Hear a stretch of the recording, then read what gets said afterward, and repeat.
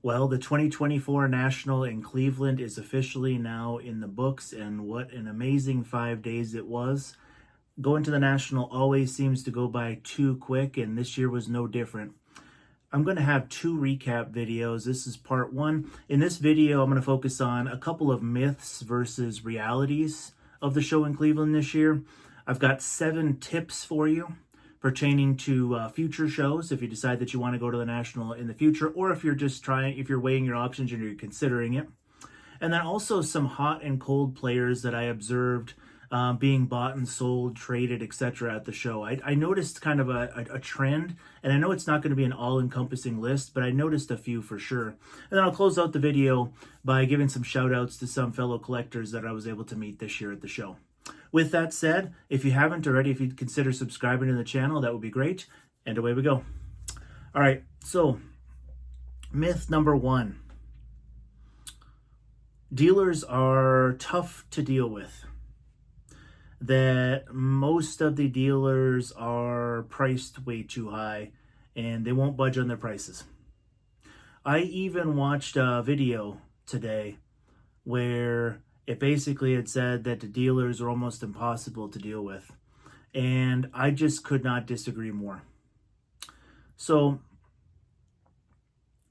during this show, I wanted to focus more upon quality over quantity. And so a lot of the stuff that I was looking for was kind of harder to find. So with that in mind, I wanted to spend a lot of time looking at this show. So we got there Wednesday for the very beginning at about 3:30 when VIPs got let in. And we stayed until Sunday at about noon. So I had plenty of time to look. I feel like sometimes when people say that the dealers are all difficult to deal with and that all the prices are high, I feel like a lot of these people are rushed, because you're gonna, no matter what show you go to, you're gonna run into dealers that have certain cards that they're not just gonna want to sell at a certain price, and they may be above comps. But here's the thing to consider: if a seller wants above comps, but there's no active cards, copies of that card that you want on eBay, and the card's relatively tough to find, why would they go based on old comps, especially if it's of a hot player? And it seemed like that video that I watched was of one of the hotter football quarterbacks going into this year. So I kind of tend to side with the dealer that, if you don't have to sell it, just hang on to it and hold out for more money. Because if you've got lower comps, but there are none readily available, it's likely, or certainly possible, that the next one that sells will be not only higher, but possibly considerably higher. So in my experience, many of the cards I was looking at, the dealers gave me pretty good discounts. Part 2 of my video is going to have some of my pickups, and I got some dandies this year. I got some really nice pickups this year. And so I'll show you some of those. I got some really nice discounts. I was very happy with the pricing. A lot of the stuff that I bought, like I said, is fairly hard to get. And so getting those discounts on top of finding stuff that's pretty hard to find was really a bonus. I also had many really good conversations with dealers, especially when things were a little bit slower. Traffic in Cleveland at the show was very, very high. There's a lot of people. And so sometimes, especially on like a Thursday and Friday, it can be difficult to really strike up conversations with dealers. But when I got my opportunities, I had some really good conversations. And, it doesn't hurt that I'm from Alaska. It's kind of an easy conversation starter. And so I just had some great conversations with dealers, and I just didn't run into that. Did I pass on a few things over the course of 5 days that I thought that were priced a little high? Sure.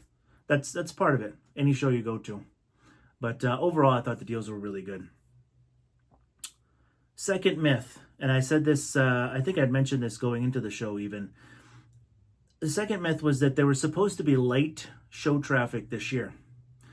Attendance was supposed to be way down. Dealers were going to struggle, and it was just going to be a poor show. And that could not have been further from the truth, because the reality was Wednesday, Thursday, Friday, Saturday were very, very busy. I haven't seen the attendance numbers or attendance estimates yet for this year. Extremely busy all of those days. Sunday, though, quite a bit different. If you haven't watched my day-to-day national videos, I've got one for every day, Wednesday, Thursday, Friday, Saturday, Sunday. You'll see on Sunday, around 10:30 or so, there's a lot less people. So that I understand, but that's pretty normal that attendance is a lot lighter on Sundays. I did notice, though, that all of the dealers that I wanted to go back to were still there on Sunday. I didn't see a lot of empty tables, so that was definitely a good thing. I think they really stressed that with dealers that they need to be there till the end. So the foot traffic at the show was really, really good. When I talked to dealers about it, the consensus kind of was that they preferred Chicago, but that sales this year in Cleveland were really good. That was kind of the consensus based on the dealers that I had asked that specific question to. Small sample size. I talked to probably 4 or 5 fairly large dealers, and that was kind of the consensus. All right, let's get into some of these tips. Okay, so this is my 9th national, so I've done this many times. And I always pick up on little things, and I like to share that information. Whether you were here at the show this year and want to go next year or never been, whatever the case may be, I think these are solid. 1, if you're unsure about a card, like you look at it, you're not sure if you're going to buy it, you're on the fence, ask the dealer if you can take a picture. I didn't have a single dealer tell me I couldn't. All of them said yes.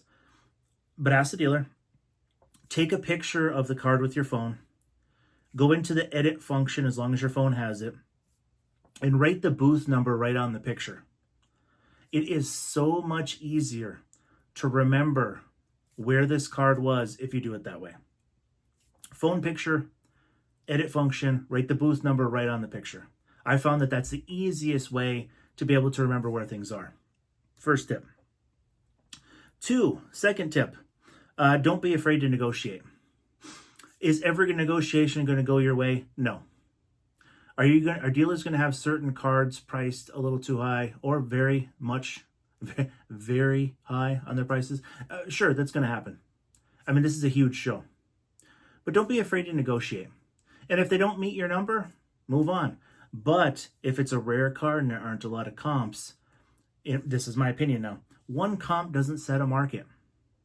If you have a card number to 10 and the last comp was $200 and there's none available, I don't think that this card that you're looking at, this number to 10, I wouldn't put the ceiling at $200. Because the next one that sells could sell for $400, $500. It just depends on how rare it is and how often they come up. Keep that in mind, because I've seen this happen. Hey, I'm a collector of this 07, 08 Topps Rip Card set. When certain cards became available, I mean, I paid $250 for like a Michael Red, Ray Allen, and somebody else. I don't remember who the third person was on this Rip Card. I paid $250 for it. Do I think that card is necessarily worth $250 based on the last comp? Of course not. It's probably 5 times what the last comp was. It didn't matter. Super, super rare, and sometimes you just got to make a decision and land that card. But don't be afraid to negotiate, and don't be afraid to walk. The number one basic skill or strategy that's key to a negotiation is you have to have the ability to walk. That strengthens your bargaining power in a negotiation. Something to remember. Tip 3, rare stuff sells fast. You got to make decisions quick. So I had one exception to this year, and I'm going to show this to you in part 2 of my recap. I found a rare Wembanyama rookie at the end of the show on Wednesday. And it kind of took me off guard because I thought the price was really good. And I go by, hey, if it's rare and fair, go ahead and buy it. For some reason, I didn't. I mean, I literally saw it like the last 5 or 10 minutes of the show on Wednesday.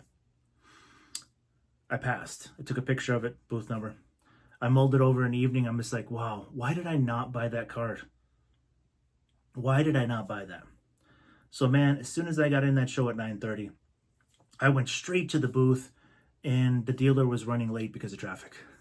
So I had to sweat it for like another 20 minutes, wondering if it was still going to be available. I was basically like the first person there, or second person in the booth, whatever the case may be. Fortunately, he still had it. and I bought it for the same price that he offered it to me for on Wednesday at the end of show, right around 7:55 p.m. You're gonna want to stay. You're gonna want to tune into that the recap part 2. It is an amazing card, but I'll show you that one. But the rare stuff sells fast. You got to make decisions, and sometimes it's hard to do in a short period of time. But stuff was flying out of these showcases extremely fast. I'll give you one more example there. In one of my videos, I was videoing a showcase that had a Joe Montana rookie in it that was graded a BGS 8, but it had 9.5 centering. 9.5 centering on that card is very tough, at least based on what I saw at the show. I saw it, I zoomed in on it in my video and said that that was a scarce thing. I passed on it. I actually went back like 20 minutes or half an hour later. Card was gone. I mean, stuff was moving at this show. So keep that in mind. That stuff goes quick. Tip 4. Once you have your tickets, so basically if you're coming in on Wednesday and you already have your tickets like for Thursday, Friday, etc. If you already have your tickets or badge, you don't have to worry about getting there too early. You know, unless you're maybe doing some, I'm not familiar with what the wrapper redemption things were this year because I didn't do any. I didn't buy any wax. But if you're just going there to collect and you're not doing wrapper redemptions or any time sensitive stuff, you don't have to worry about getting there too early. I mean, we were timing stuff out where we were grabbing coffee in the morning. You know, we were getting to the parking lot and parked by like 9:15, 9:20. We're walking toward the show at 9:25. We had VIP badges. We're walking toward the show at 9:25. We weren't worried about getting there way early because the doors aren't open until 9:30 anyway. So kind of keep that in mind as well. You don't have to get there super early if you already have your tickets or badge. Tip 5. The old saying goes, cash is king. Most dealers offered me a discount for cash like immediately. They must have been hearing a lot about Venmo and PayPal and Cash App and whatever else. But a lot of them, when I'm holding a card in my hand, I'll give you an example of a Barry Sanders, which is another amazing pickup that I'll show you in part 2. It's such a cool card. I was holding it in my hand. He had a price on it. He's like, hey, if you're paying cash, you know, I'll knock $20 off that. And I was going to pay the sticker price. This is a super rare Barry Sanders. It's cool. You're gonna love it on part 2. And he offered it to me for $20 off if I'm paying cash. I'm like, I will take that now, sir. And I paid for it like immediately. Cash is still king. On top of that, the internet on a couple of days was shaky.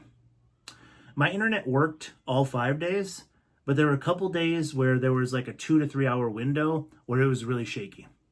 And so if you're relying on electronic payment methods, that can be a problem if you got a problem with the internet. So keep that in mind. Tip 6. I mentioned earlier that if there are cards that you really want, to take pictures of them and then, you know, add the booth numbers onto the picture.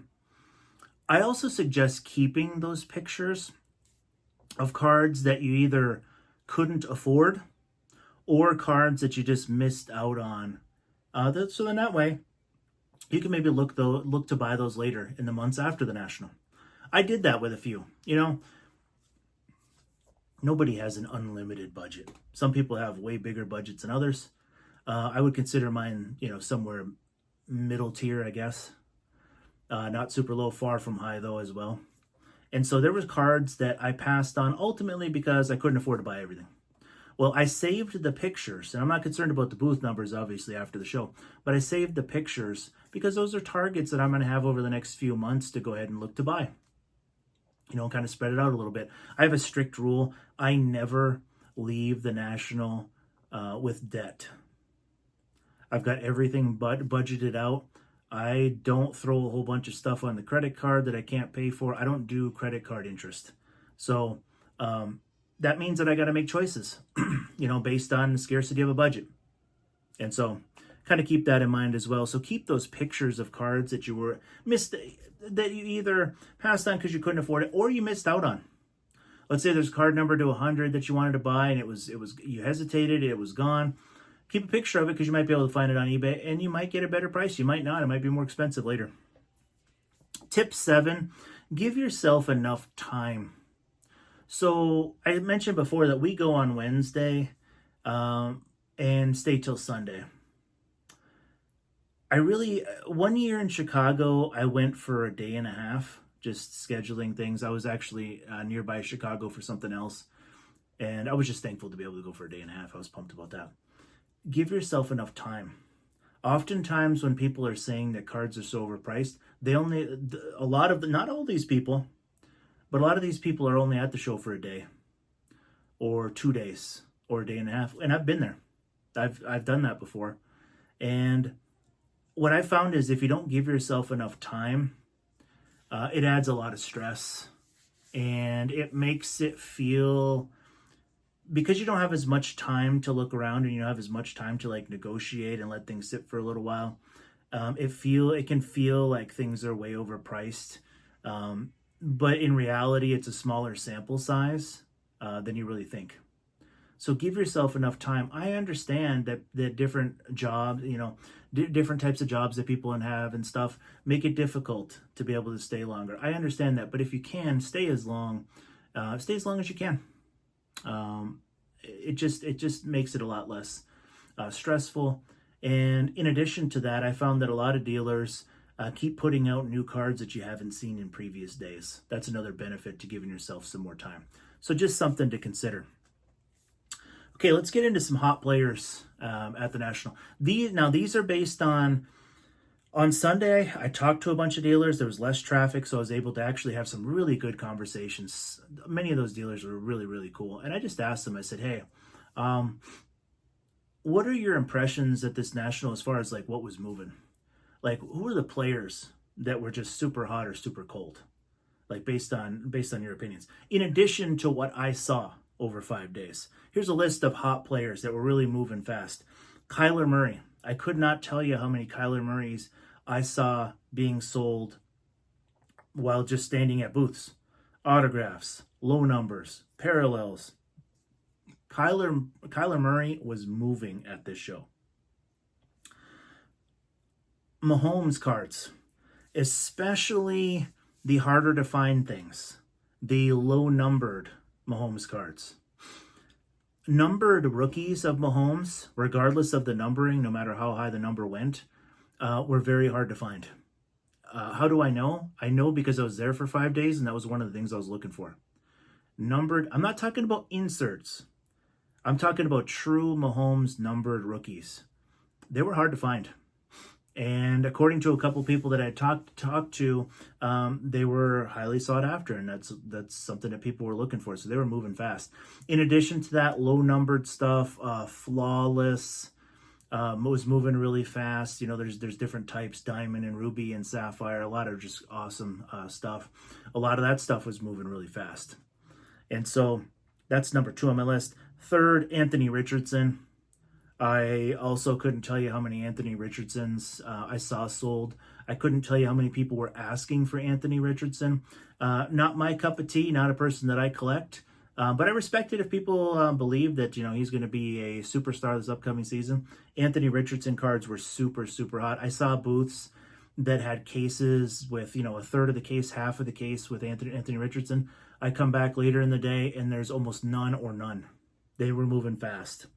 Victor Wembanyama numbered stuff. I got some good video clips of lower numbered Wembies, and Wembanyama numbered stuff was moving really fast. I didn't see the super, super high end, although I did see a couple videos where a couple orange Wemby Prism cards were bought, which those are really cool. But the numbered stuff in that like $200 to $500 range, man, if you didn't buy that stuff like right when you saw it, you come back a little later, it was gone. They were selling fast. So that was an observation that I had. A dealer also told me that they couldn't keep Topps and Topps Chrome LeBron James rookies in the case. This dealer said they had numerous of them. Every time they got one, it was gone within, let's say, an hour, 2 hours tops. So Topps and Topps Chrome LeBron James rookies on a variety of grades, he said, were absolutely just flying out of the cases. Just couldn't keep them in stock. Couldn't get them fast enough. So I thought that was kind of interesting. In addition to that, Caitlin Clark. Many people had asked for Caitlin Clark while I was standing at booths. I saw a 2023 Bowman Chrome Gold at the end of the day. I don't remember if it was Wednesday or Thursday. I went back in the morning because I was just curious. It was one of the first booths I went to. Gone. So the lower numbered Caitlin Clark stuff, Caitlin Clark autographs, I saw a few of those sell. So Caitlin Clark was moving pretty fast also. As far as a cold list, I only have 3 players on this cold list. One is really kind of shocking, but I think it's because of the high number of cards.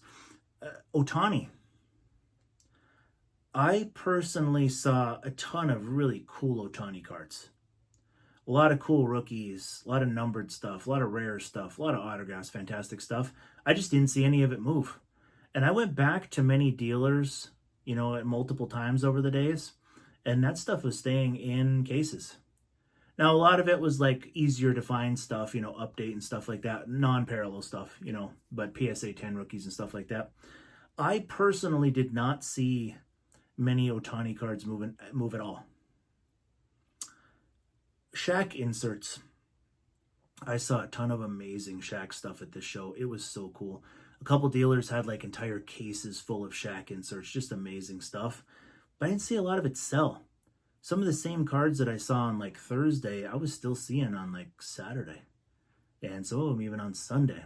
So that was kind of something that stood out to me because I kept thinking, why is that card still there? Like I checked comps and they were pretty much in line with comps too. And I'm just like, wow, that's kind of surprising.